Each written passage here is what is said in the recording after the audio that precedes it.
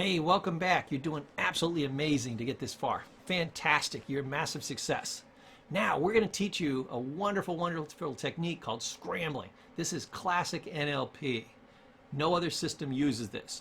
So, how do you do a scrambling technique?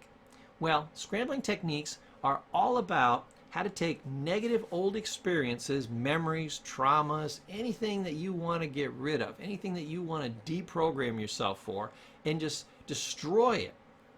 You know, they used to describe it as taking a CD or taking a record and taking a car key and scratching across it, scratching across it, scratching across it, okay, until that thing would never play the same again. That's what a scrambling technique is. It's taking a memory and so completely screwing it up, it'll never work again. It's like if you took the parts in your computer and you moved them all around and plugged them in any old place. Pretty soon it wouldn't work, you know? It's like if you, I used to tell my therapy clients, I said, do you think if you absolutely, positively had to, could you screw up? And they said, oh my God, Paul, I'm awesome at that. That's why I'm here. And I would say, oh my God, you too? Me too, I can do it too. This is awesome. It's like we were separated at birth. I can screw up. I said, well, that's how all you have to do to get rid of negative and difficult emotions, okay, and experiences.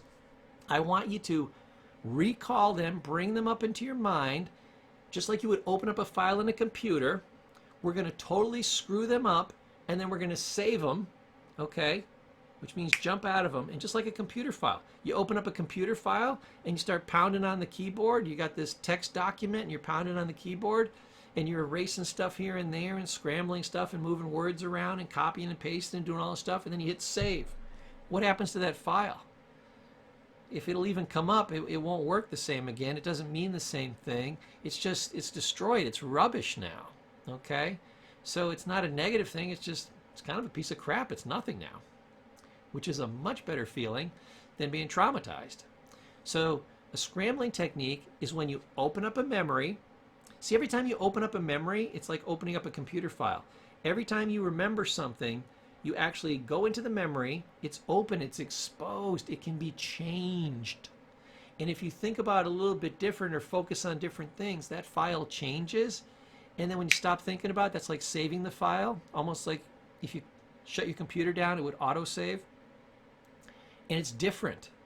So people don't realize, a little interesting piece of psychology here, your memories change over time, especially your most cherished memories. You know why? Because you've opened them up, thought about them, you're very thinking about them and focusing on them changes them, and then you saved them.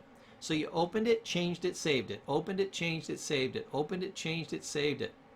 Matter of fact, the memories that you have that you're most certain of, because you've recorded them so many times, are actually the ones you've recorded, altered, and saved. Opened, altered, saved. Open, altered, saved. So you're so sure they're a certain way, but you know what? There's massive distortions in there. So your most cherished memories are also what? Your most distorted. So we can use this power for good. So once Bandler and Grinder figured this out, the gentleman that started NLP and developed these techniques, realized that when you opened a memory, you could screw it up. They just said, how many different ways can we screw it up? I said, sequencing, we said, is important in any recipe. So let's run the damn thing backwards. You know, if you're being beaten up, it feels a hell of a lot when you're not being beat up and it's going backwards and the bruises are coming off your face as opposed to going on. When the blood's going back into your body as opposed to coming out, you know? Same thing for rape or somebody saying something nasty to you or having any kind of bad experience. It always feels so much better as it's getting better and better and better than as opposed to as you go through this drama, it's getting worse and worse and worse. So, backwards is an awesome way. Then screw it up. Make them talk in a funny voice. Make them sound like Mickey Mouse. Put funny faces on them. Put rabbit ears on them. Anything you can think of. Funny actions. Have them hop on one leg the whole time they're saying something or doing something. You know, you basically want to rewrite history in any way, shape, or form that you can think of. You know, put them in a pink bunny suit. Anything that you can think of that'll totally screw up the memory. Now, one thing I don't have listed here, and they don't classically teach it in NLP, but I'll teach it to you as a bonus, is given the fact that we're opening a memory, we're changing it, and then we're saving it, why not remember it different? We do this naturally anyways. Just totally alter it. You'll say, well, it won't seem as real. If you repeat it often enough, it'll seem pretty real. It'll be at least part of the scrambling technique.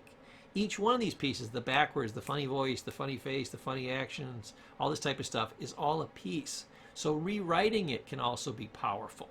Have it come a different way. They weren't beating you up, you were beating them up. They didn't rape you, they were about to rape you, and then they decided to walk away and go get a donut.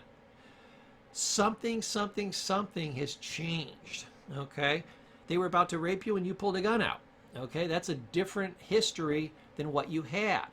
That will get averaged in with the old history, and over time, at least, even if you still remember the event perfectly, what you will notice is the emotional content will go down to half of what it was, 30% of what it was, 10% of what it was. Sometimes almost can't be found. Perfect technique. Here I got a couple visual examples for the visual people in our class today of the scrambling techniques, the funny faces, the different ways of seeing it. You can put funny ears on them, funny teeth, funny expressions. Just totally get creative here and just totally mess with it. And the more you fool with it, the more ways you change it, especially when it's the opposite emotion, where I like the funny stuff or the weird stuff that makes me laugh. And so now I'm programming myself to laugh at this stuff instead of be upset about it. That tends to work the best for me. You experiment with it, see what works best for you. Whatever works for you, boom, that's the perfect strategy.